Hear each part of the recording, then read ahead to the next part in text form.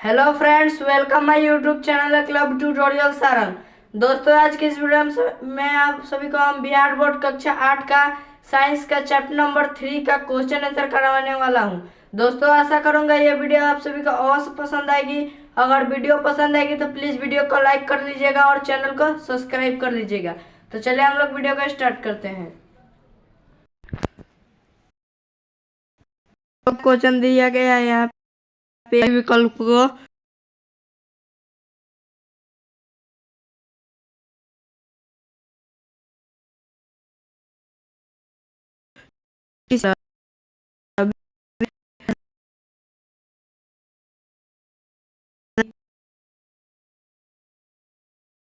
क्या है। खरीफ का फसल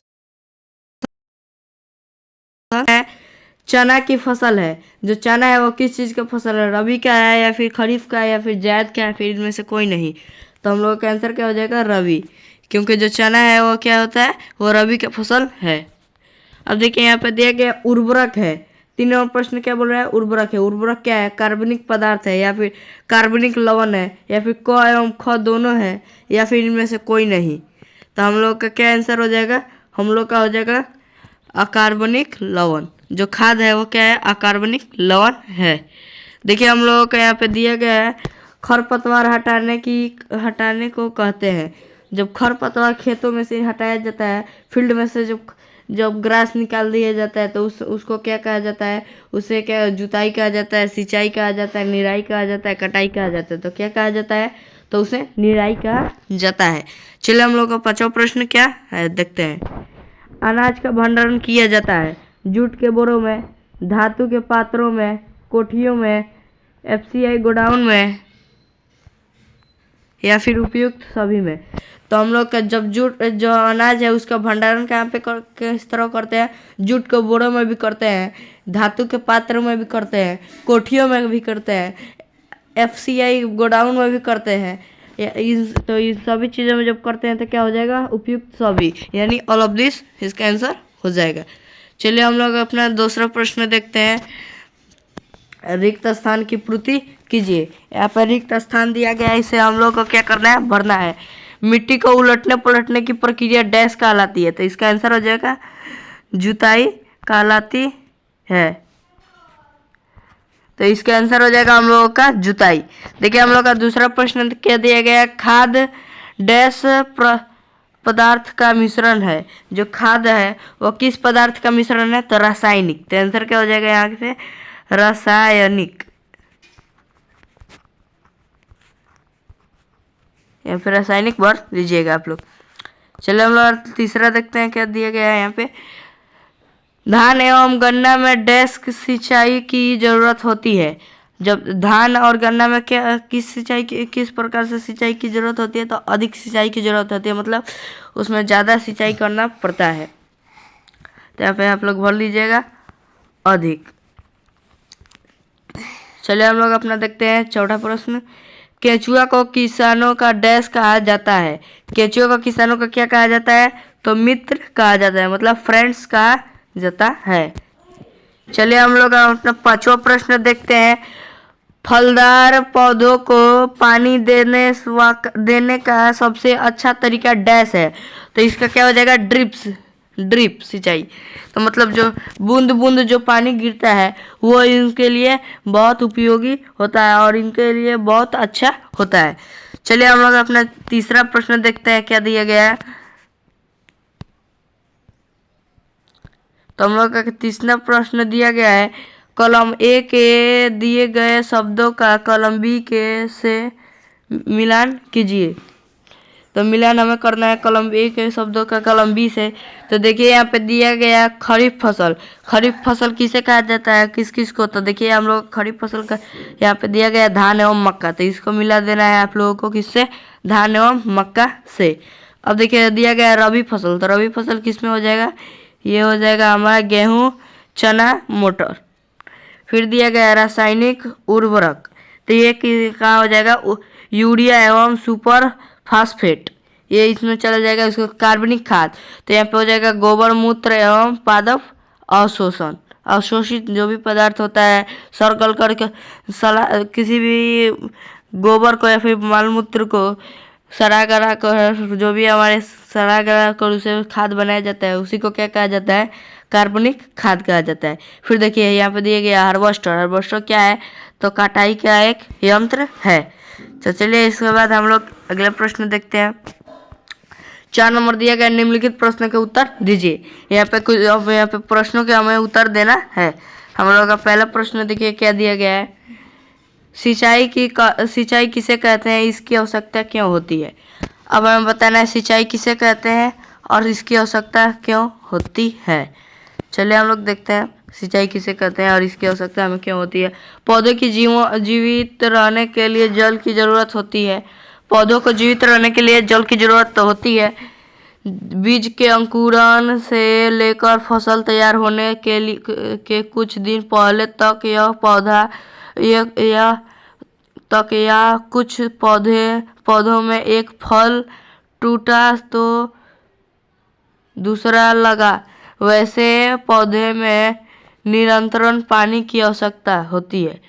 अब देखिए यहाँ पे हमें बताया जा रहा है पौधों को जीवित रहने के लिए तो जल की जरूरत होती है, या फिर बीज को अंकुरित होने के लिए मतलब मिट्टी से बाहर निकलने के लिए उसको भी पानी की जरूरत होती है, या फिर फसल को तैयार होने तक मतलब कटने के कुछ दिन पहले तक उसकी जरूरत होती है। अब कुछ ऐसा भी पौधे हैं जिनके हम फल को तोड़ते रहते हैं, फिर वहाँ पे फल आते रहते हैं, तो उनको हमेशा पानी की जरूरत होती है।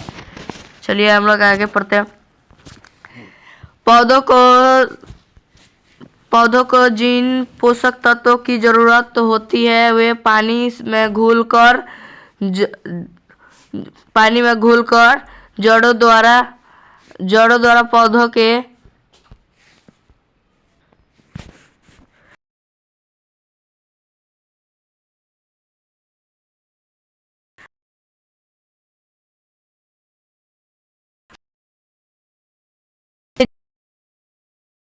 है। पौधों में लगभग 90% जल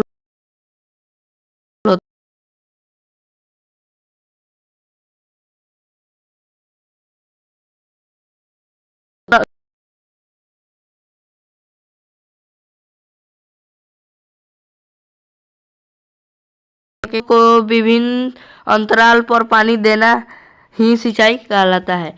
और अच्छी फसल के लिए हम लोग क्या करते हैं, अच्छी फसल के उत्पादन के लिए हम लोग क्या करते हैं, उसके विभिन्न अंतरालों पर समय पर उसे हम खेतों में पानी डाल पौधों को सिंचाई की आवश्यकता को क्या किया जाता है, इस प्रकार से प्रकट किया जा सकता है। देखिए यहाँ पे दिया गया अंकुरण के लिए पानी के क्या जरूरत होती है। जो बीज है उनके अंकुरण के लिए, पौधों की वृद्धि के लिए, पत्ती तथा टहनियों में वृद्धि के लिए, भोजन तैयार करने के लिए। फिर दिया गया यहाँ पे देखिए फूल तथा फल के में वृद्धि के लिए इत्यादि। इन सभी चीज़ों में बहुत सभी चीज़ों में होती है, तो मैंने इतना ही लिखा है, आप लोग जानते होंगे तो अच्छी बात है। चलिए हम लोग को देखिए यहाँ पे दिए गए 2 नंबर प्रश्न, खाद एवं उर्वरक में क्या अंतर है। हमें अब यहाँ पे बताना है खाद और उर्वरक में क्या अंतर है। तो देखिए हमारा पहला दिया गया खाद एक प्राकृतिक पदार्थ है। खाद जो है वो क्या है, एक प्राकृतिक पदार्थ है जो गोबर, मानव अपशिष्ट एवं पौधों के अवशोषण के विघटन से प्राप्त होता है। जो क्या होता है, जो जानवरों के गोबर, मनुष्य के अपशिष्ट पदार्थों एवं पौधों के सड़ने गलने के पर बनता है। यहाँ पे देखिए क्या दिया गया, खाद खेतों में बनाई जाती है। जो खाद है वो क्या कहाँ बनाई जाती है, खेतों में बनाई जाती है। खाद में मिट्टी को ह्यूमस प्रचुर मात्रा में प्राप्त होती है।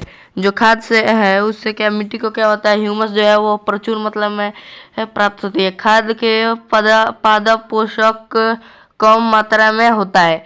जो खाद है उसका पादप पोषक कितना सबसे कम मात्रा में होता है। चलिए हम लोग आगे पढ़ते हैं उर्वरक के बारे में। उर्वरक क्या बोल रहा है यहाँ पे देखिए उर्वरक। अब उर्वरक के बारे में हम लोग पढ़ने वाले हैं।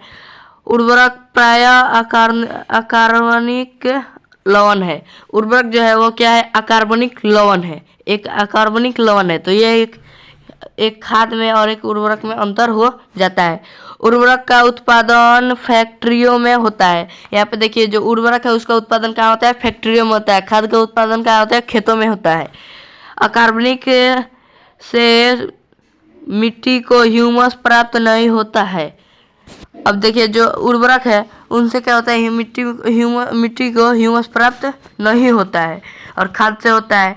तो यहाँ पे एक और अंतर हो जा रहा है। फिर यहाँ पे देखिए उर्वरक में पादप पोषक जैसे नाइट्रोजन, फास्फोरस एवं पोटेशियम प्रचुर में होता है। तो ये तीनों चीज़ क्या होते हैं? वो उसमें प्रचुर मात्रा में होते हैं, यही खाद में नहीं होते हैं। फिर देखिए हम लोग का तीसरा प्रश्न देखिए क्या दिया गया है? जैविक खाद से क्या लाभ है? जैविक खाद से आप लोगों को क्या लाभ है हमें बताना है। तो देखिए आंसर हो जाएगा जैविक खाद से निम्नलिखित लाभ है।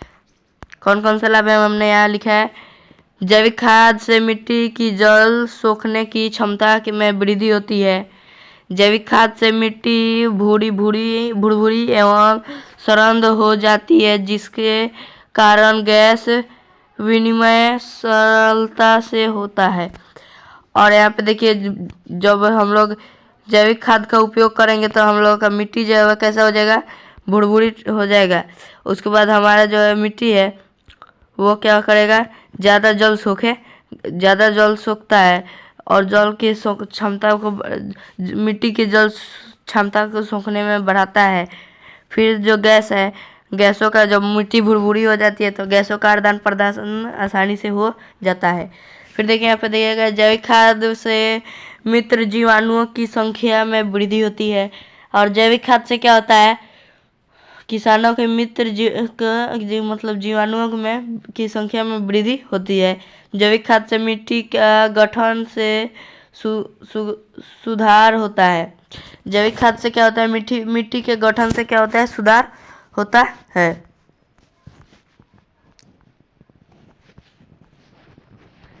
फिर यहाँ पे दिया गया देखिए जैविक खाद से मिट्टी को ह्यूमस प्राप्त होता है। और जैविक खाद से क्या होता है? मिट्टी को क्या प्राप्त होता है? ह्यूमस भी प्राप्त होता है। फिर देखिए 4 नंबर प्रश्न, खरपतवार क्या है? हम उनका नियंत्रण कैसे करते हैं? अब हमें बताना है खरपतवार क्या है, हम लोग उसका नियंत्रण किस प्रकार करते हैं। चलिए आंसर देखते हैं। खेतों में फसली पौधों के साथ साथ कुछ अवांछनीय पौधे भी उग जाते हैं।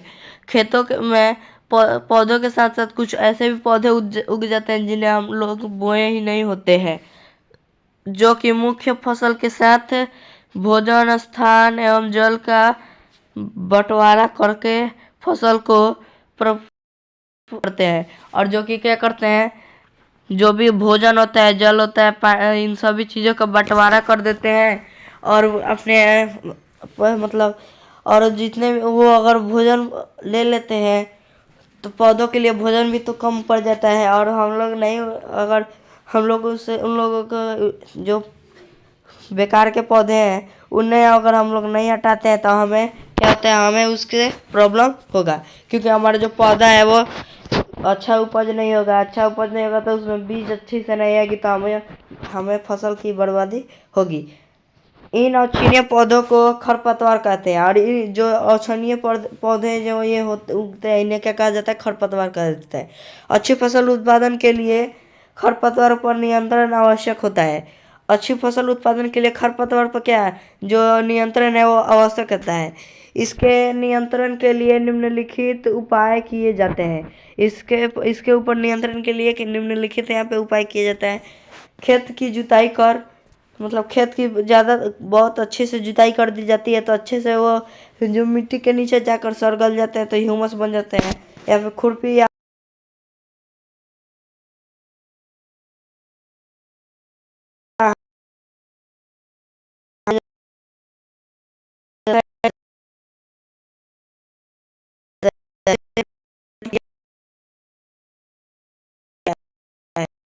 से में सुधार हेतु महत्वपूर्ण सुझाव दीजिए। फसल के उपज में सुधार के लिए महत्वपूर्ण कुछ सुझाव हमें देना है। तो चलिए देखते हैं फसल की उपज में सुधार हेतु महत्वपूर्ण सुझाव कौन कौन से हैं। यहाँ पे देखिए मिट्टी खेत में को ठीक से तैयार करना। जो यहाँ पे हम लोग जिसमें हम लोग खेत को जिनमें हम लोग को बीज बोना है, फसल को बोना है, उसमें मिट्टी को या फिर खेतों को अच्छी तरह से तैयार कर लेना। फिर अंततः उत्तम बीज का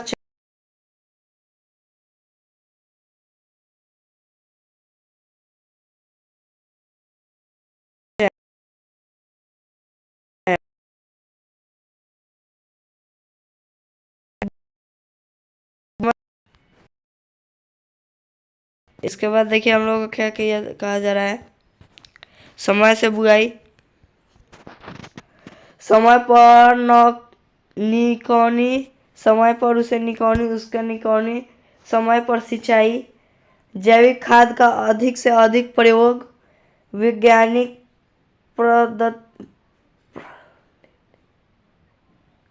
पद्धति से खेती करना, केचुआ का प्रयोग, इन सभी चीज़ों का आवश्यकता होती है। अच्छी फसल उपज के लिए इन सभी चीज़ों का क्या होता है, हमें आवश्यकता, हमारे खेतों में आवश्यकता होती है। चलिए हम लोग का छठा प्रश्न देखिए क्या दिखा रहा है। केचुआ को किसान का मित्र कहा जाता है, क्यों? अब हमें आंसर देना है, केचुआ को किसान का मित्र क्यों कहा जाता है। चलिए हम लोग देखते हैं आंसर। रासायनिक खादों का प्रयोग, कीटनाशी के प्रयोग इत्यादि कारणों के से जमीन की उर्वरता शक्ति खत्म हो जाती है, जिसके कारण फसल का उत्पादन बहुत कम हो जाता है। जब हम लोग रासायनिक खाद या फिर कीटनाशी का प्रयोग करते हैं तो हमारे जो खेत है उसकी उपज की उर्वरता शक्ति के क्या होता है, खत्म होने लगती है और फसल हमारा अच्छा से नहीं होता है और फसल उत्पादन शक्ति क्या हो जाती है, कम हो जाती है। इसके बाद देखिए, वैज्ञानिक शोध से निष्कर्ष निकाला है कि केचुए किसान का मित्र होते हैं, क्योंकि केचुए भोजन के रूप में मिट्टी को ग्रहण करता है और उनमें रासायनिक अधिकता को कम कर मल के रूप में बाहर निकाल देता है। निश्चित भूभाग के निश्चित मात्रा में केचुआ को डालकर उसके उर्वरा शक्ति को वापस लाया जा सकता है। अब देखिए क्या कहा जा रहा है, केचुआ किसान का मित्र होता है क्योंकि केचुआ जो है वह जितने भी मिट्टी होते हैं उनको क्या करता है, खाता है और फिर से उसे मल के रूप में बाहर निकाल देता है। तो इससे क्या होता है, खेतों में जो रासायनिक खादों का प्रयोग हम लोग किए थे उसकी वो कम होने लगता है और खेत की उर्वरा शक्ति क्या होती है, बढ़ने लगती है। इतना नहीं बहुत कम सर्च के में केचुए को उपलब्ध किया जा सकता है। उसके बाद देखिए क्या कहा जाता है, क्या कहा जा रहा है, या फिर इतना ही नहीं, बहुत कम खर्च में केचुआ का उपयोग हम लोग क्या करते हैं, उपलब्धता कर सकते हैं। इन सभी कारणों से केचुओं को किसानों का मित्र कहा जाता है।